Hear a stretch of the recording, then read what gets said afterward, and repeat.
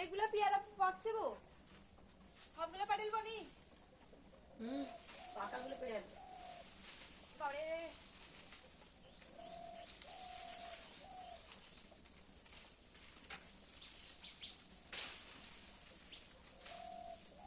ওগুলো পাকে নেবো কাঁচা। আচ্ছা না গো, পাকা সব বাদুর কে আছে, এগুলো পাকা।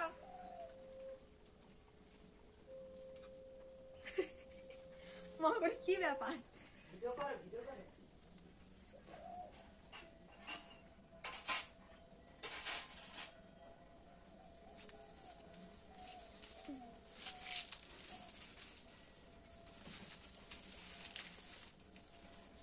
এই যে হ্যাঁ বড় এগুলো দুটো পাকছে।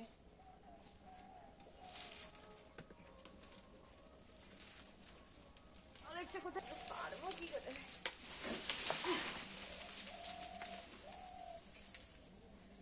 বাবা দম লেগে গেলে রে।